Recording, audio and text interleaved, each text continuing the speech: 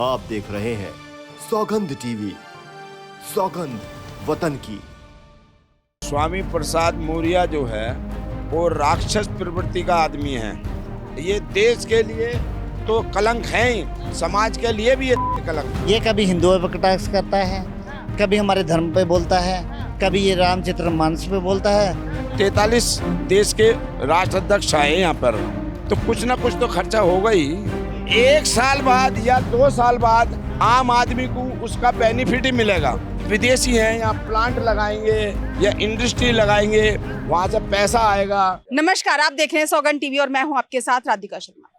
बात की जाए G20 शिखर सम्मेलन जो 10 तारीख को पूरा हुआ है, उस पे सपा के स्वामी प्रसाद मौर्य ने बोला है G20 ढाक के 3 पात है।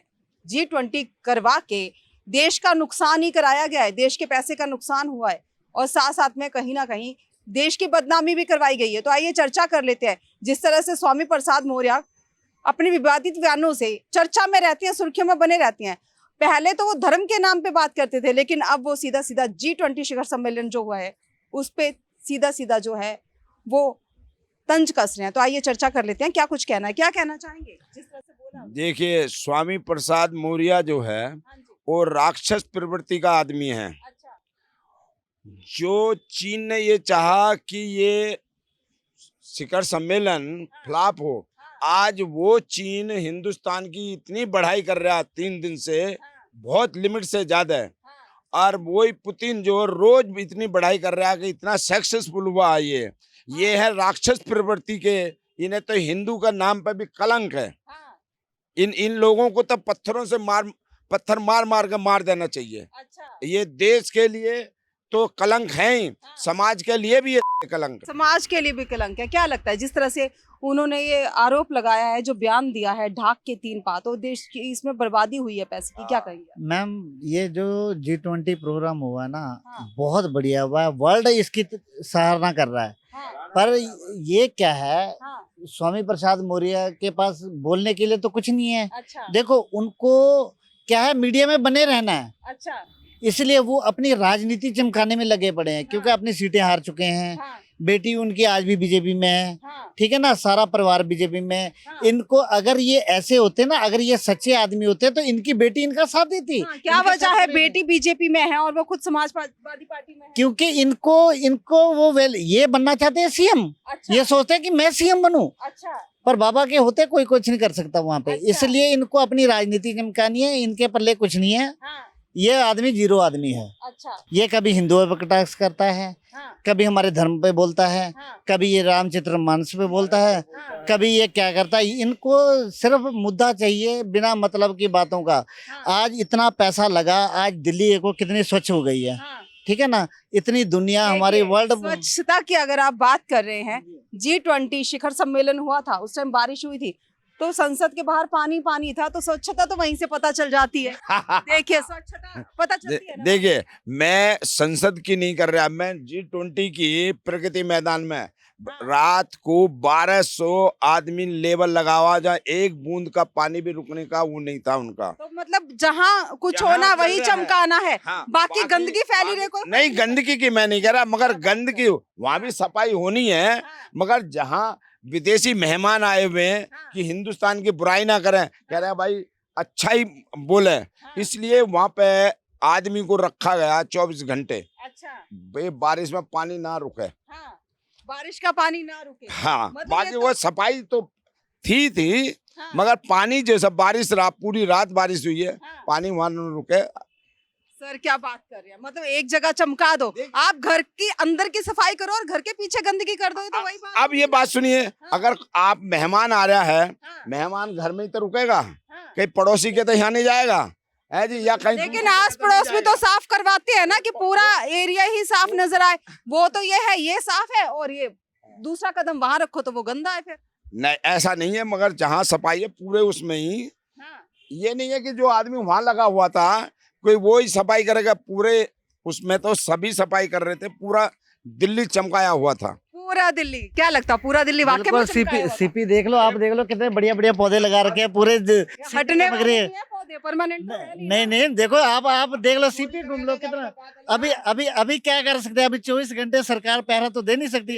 अब रात को कोई गमले उठा ले जाए। अच्छा, आप ये कहना चाहते हैं कि चोरी भी हो जाती है यहाँ पे, ये भी पता नहीं चलता। ये भी देखिए, पता नहीं। कानून व्यवस्था की बात करें आप नहीं, तो। कानून, मेरी बात सुनिए, कानून कहाँ एक आदमी के पीछे एक पुलिस वाला थोड़ी लगा देगा। अच्छा, आप लगाइए। जब तक कुछ बड़ी चोरी नहीं होगी तब तक कानून कुछ नहीं करेगा, है ना। हाँ, जब तक नहीं करेगा। ये अब देखिए, ये एक देखिए, पुलिस वाले के पास ये देखिए, कानून सफाई रखें। मैंने नहीं बोला। क्या होता है, हम पब्लिक को भी अवेयरनेस करना चाहिए, हमें भी साफ सफाई रखनी चाहिए।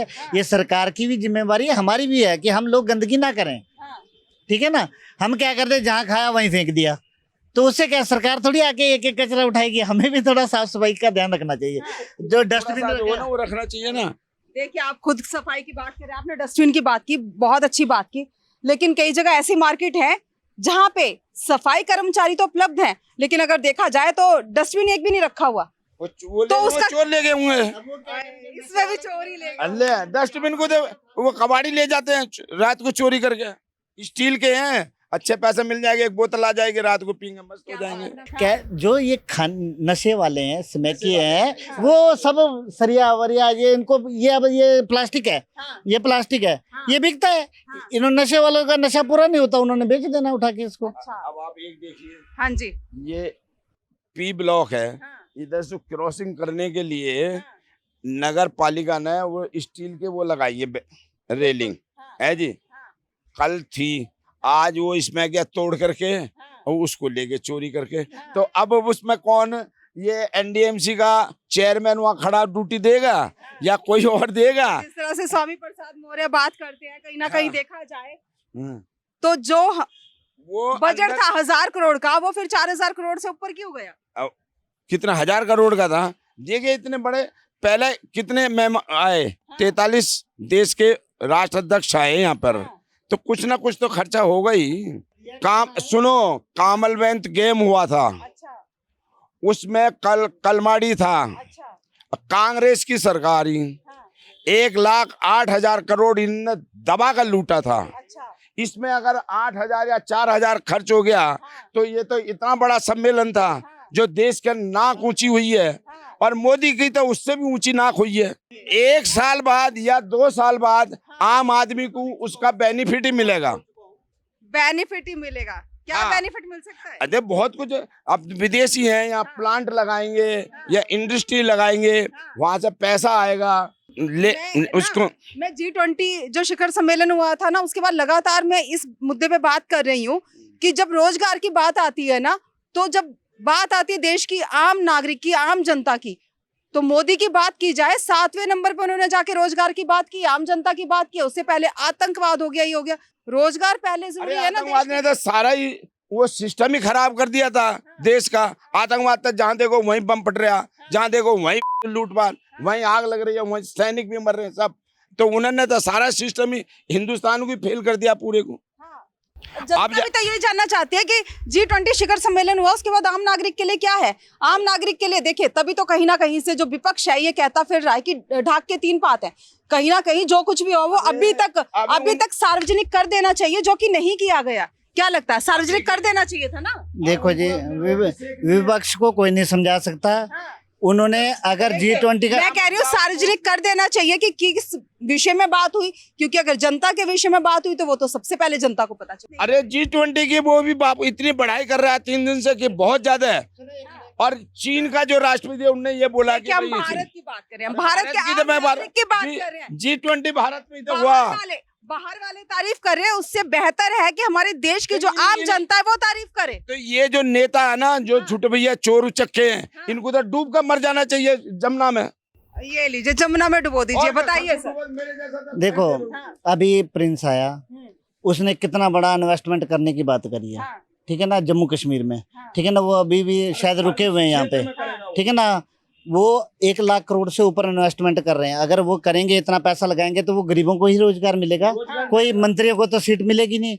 दूसरी बात, जैसे कि जितनी मिसाइलें बेची जा रही हैं और जितने देशों को मिसाइलें दी जाएंगी, या ये एक रोड निकाला जा रहा है, रेलवे ट्रैक बिछाया जा रहा है, उससे व्यापार बढ़ेगा। तो हमारे को अगर टैक्स आएगा 80 करोड़ जैसे लोगों को राशन मिल रहा है, ठीक है ना, वो हमारे देश में ही आएगा पैसा, हमारे प्रगति में लगेगा पैसा, गरीबों की सहायता में लगेगा, नौकरी में लगेगा, नौकरा सारा कुछ उसमें सहूलत मिलेगी। देखिए डॉलर भी आ गए और पैसा भी लग गया, सब हो गया। जी शिखर सम्मेलन भी हो गया, जहां कहीं ना कहीं जिस तरह से स्वामी प्रसाद मौर्य ने बोला ढाक के 3 पात है, जी शिखर सम्मेलन उससे ज्यादा कुछ नहीं।